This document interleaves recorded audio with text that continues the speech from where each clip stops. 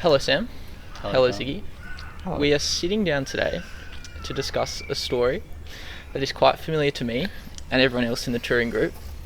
Sam has been a staple in your life for a very long time. I think it's important we firstly start before you guys met and what you were both individually doing. So Sam, I'll start with you.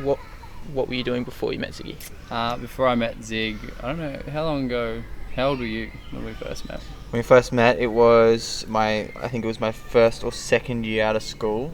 I figured out it was 2012. I think it was 2012. But were you already a part of it before I'd released Feels Like Home? I feel like we'd already shot together and stuff. Yeah. So it had to be 2011. Yeah, so I just had knee reconstruction after Yeah. playing sport and was pretty much just working out what to do with my life. Yeah. Had just picked up a camera for the first time and yeah, we somehow... And so Ziggy, you just released your first EP, Feels I Like reckon Home? it was before that. I reckon Okay. it might have been, if it was 2011, then I think prior to meeting Sam, I was shooting with Jack DeCourt a lot. Love surfing stuff, love free surfing stuff. I was still living on the Sunshine Coast. I maybe had just gotten my license. Maybe. Yep. And you were both rocking around in little Corollas at the time? Yeah, both had Matching Corolla, Corollas. yeah, matching Corollas. Matching Corollas, and you both kind of firstly communicated on a website. What was that, and how did you first come across each other? So I reckon the first thing I saw was Sam's page, because Tumblr was like the ultimate emotional teenage boy or girl website, and it was great for writing. But I stumbled across Sam's page because he was reposting some of my surf photos, and I feel like there was somebody else who was like, "Hey, like, we should check out Sandy Hall," because he was doing writing. I was doing some writing stuff, but then was doing his photography stuff. I feel like I don't know how long into photography that was for you. Yeah, it was pretty early on. I remember the first time I ever saw Zig was I was driving to training down at Malulba and I saw a guy skate past with a surfboard on one arm and guitar on the other. Yep. And one of the guys was in the car with us, like, oh, it's a guy named Ziggy. And I was like, cool. So if you had have told me that 7, 8 years down the track we'd be Yeah. chubbing together full time, That's classic. Well, that's the thing. I think obviously Feels Like Home was released, and we were listening to it the other day. It's a lot different to the stuff you've released now. Oh. A lot of maturity. So creatively, Ziggy's changed a lot. Obviously, all the fans hear that with the music that you release. But I think Sam has obviously had to grow with you with different projects and whatnot. What do you think is the biggest growth you've seen in Sam?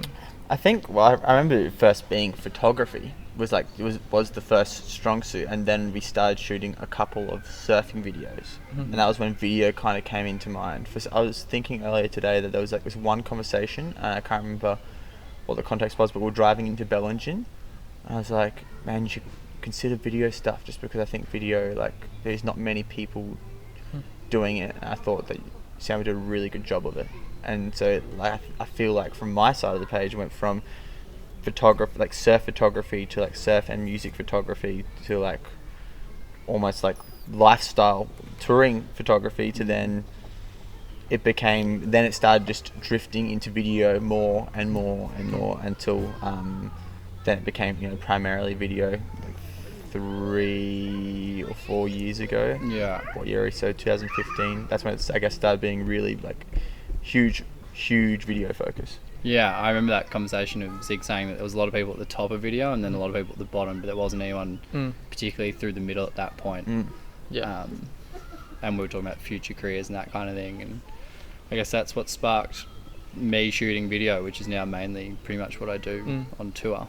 So, and you obviously got pretty lucky with someone like Zig, that obviously we all know, all Ziggy's fans know that he's an amazing artist and travels the world playing music and stuff, but all of his friends know, and pretty much all of his fans know through social releases and whatnot, that he's an incredible surfer and loves scouting the environment. You've been pretty lucky to be able to go around and shoot Ziggy surfing and all that kind of stuff. Yeah, absolutely. I guess surfing's probably my second favourite thing to shoot. Yep. Well, it'd be on par with music stuff. 100%. And so to be able to do both at the same time through working with Zig it's been massive, and it helps. I think anything that you can shoot outside of what you're already shooting, so shooting anything outside of music at this point helps grow a range and a repertoire of learning and makes everything that I shoot then on tour better. I think we also probably would have done, like, would like to do more surf videography stuff. We just haven't, we actually haven't had the time. Like, that hasn't been like possible. And I think probably seeing Sam, I think it's been amazing to see, from photography through to growing in photography to starting out videography to, like, you know, having like his own feel and look with videos are very distinguishable, like they're, you know, Sam's videos, right? And I think that's that takes a lot of time. And also Sam shot a lot of hours, you know, a lot of hours. As much as there might have been an opportunity to come and shoot something, Sam also, you know, up until very recently was also, as you know, was also primarily the other driver. Was also, you know, is older than me and was also like the oldest boy on, you know, on tour, and kind of had shit locked down when something was up, it was there. And so I think outside of videography, I think probably even more importantly has been just the traveling companion and the trust, and someone that, you know, knows you like the back of their hand kind of thing. That makes a big difference. Makes the videography thing a little easier for both parties. I think I'm very admirative of people that are able to travel with filming crew or photography crew who they don't have like a personal read on each other, because I think that would be very hard on both the videographer or the photographer and the subject. Yeah, absolutely. Well, because I know I've toured with you guys for the last kind of 3 years or so, and I find it amazing how we've all kind of been able to stick together, and we are in each other's face day in, day out, and we know that. But one thing that I don't think I've ever seen you two have an argument, have a spat or anything, and you sleep in the same bed together literally most nights I've ever seen on tour. That was probably 90%. This is the first tour that you've probably never Slept in the same bed. But like, how do you guys control that, and without having any arguments or whatnot, you always seem to be best mates? I think it's like reading what's like best, like, you know, if we have to discuss something, like we actually do it in writing, which I think which is really cool. Like for us, you know, it's like we'll just have it out, or we'll have a heated conversation, but like I don't think it's actually conducive. That's what's kind of cool. That's what's cool when you have a friendship for so long, as you start to read, I think, each other even better. It's almost what doesn't have to be said. Yeah, I think that like helps a lot. It's what, like, it's the small pickups that when you know somebody for so long, it's okay. It makes it easy. Like I think it's that the unspoken communication that's really like that helps you read each other, and the more time you spend together in close quarters, the better you get at what each person, you know, needs. How about for you? Yeah, I think also being both late June, early July babies, we're both, for people who may not believe in star signs, we are Cancers to a T.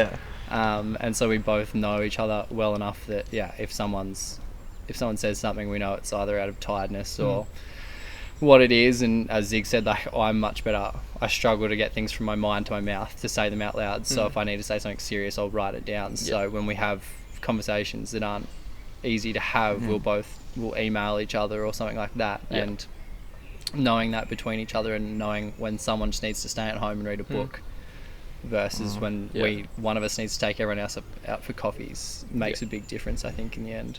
Well, growth and learning and stuff is a pretty big it's always a pretty big thing that's in the front of our minds always.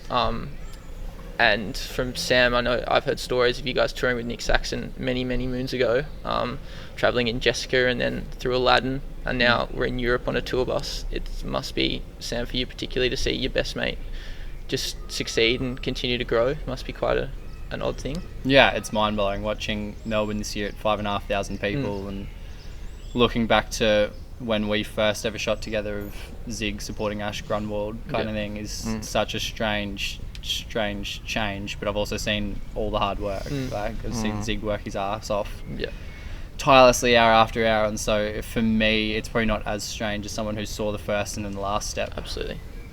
And I think that's one thing that particularly that Sam and I would get, is just like life on tour seems just like it's such a breeze and it's so easy, and we all know that it's not.